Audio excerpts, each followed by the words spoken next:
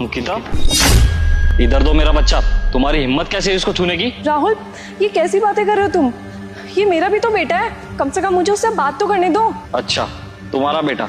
अरे तब ये बेटा कहाँ गया था जब तुम मुझसे तलाक लेकर के गई थी? अरे सिर्फ 2 साल का था ही मेरा बेटा जब तुम इसको छोड़ करके गई थी, तब तो इसका ख्याल नहीं आया।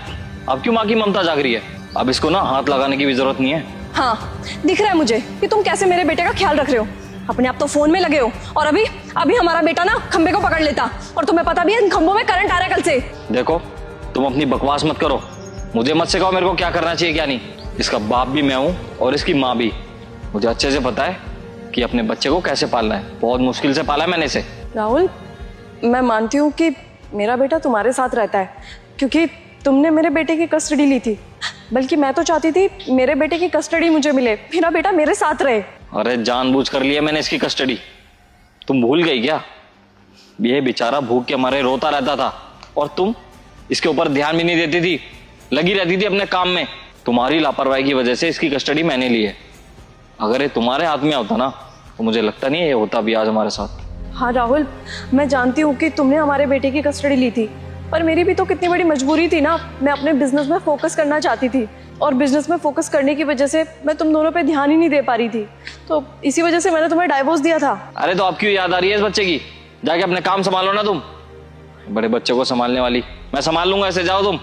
राहुल, जिस बिजनेस की वजह से मैंने तुम्हें डाइवोर्स दिया था और हमारे बच्चे को छोड़ा था ना, अब वो बिजनेस है ही नहीं मेरे पास।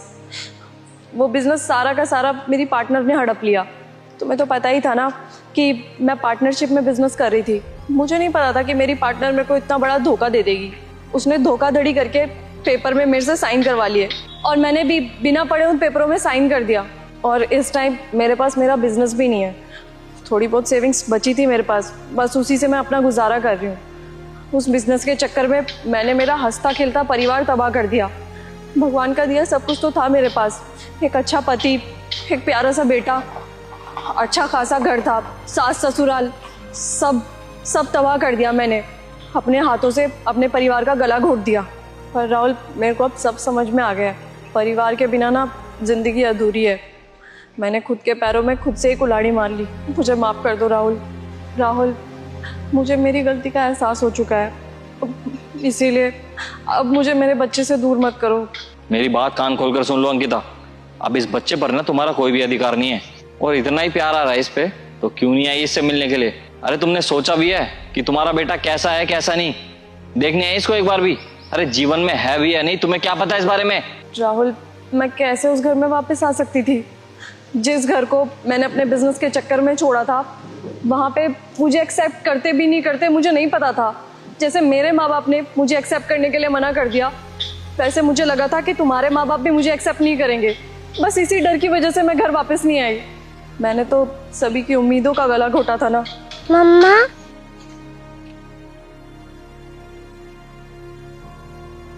राहुल देखो ना, मुझे पता है मेरा बेटा भी मेरे को याद करता है, और मेरा बेटा भी मेरे साथ रहना चाहता है। प्लीज़ राहुल, मुझे मेरे बेटे के साथ रहने दो ना, भगवान के लिए प्लीज़। राहुल, मुझे ऐसा लग रहा है कि ऊपर वाला मेरे को दूसरा मौका दे रहा है। मैं तुम्हारे सामने हाथ जोड़ती हूँ राहुल, प्लीज़ राहुल, मेरे को मेरे बच्चे से अलग मत करो। राहुल, जब मैं माँ बनी थी ना, तब मुझे इन बातों का एहसास नहीं था, लेकिन आज मुझे एहसास हो रहा है कि मैंने कितनी बड़ी गलती की थी। मैं तुम्हारे सामने हाथ जोड़ती हूँ, प्लीज़ मुझे मेरे बच्चे से अलग मत करो, मैं इसके बिना जी नहीं पाऊंगी। देखो, मेरी बात ध्यान से सुनो। तुमने जो भी किया है ना, वो माफ़ी के लायक तो नहीं है, लेकिन इस बच्चे की खातिर मैं एक मौका और देता हूँ तुम्हें, लेकिन सिर्फ एक शर्त पर, जब तुम मेरे माँ बाप के सामने जाकर उनसे माफ़ी मांगोगी। हाँ हाँ राहुल, मैं किसी के सामने भी माफ़ी मांगने के लिए तैयार हूँ। अब जब मैंने इतनी बड़ी गलती की है तो माफ़ी तो मांगनी बनती है ना। मैं किसी से भी माफ़ी मांगने के लिए तैयार हूँ, बस मैं अपने बच्चे के साथ रहना चाहती हूँ। आड़ू बेटा, आपकी मम्मा आपसे बहुत प्यार करती है ना? आई लव यू बोलो उन्हें। I love you mamma. I love you बेटा। चलो चलते हैं। चलो।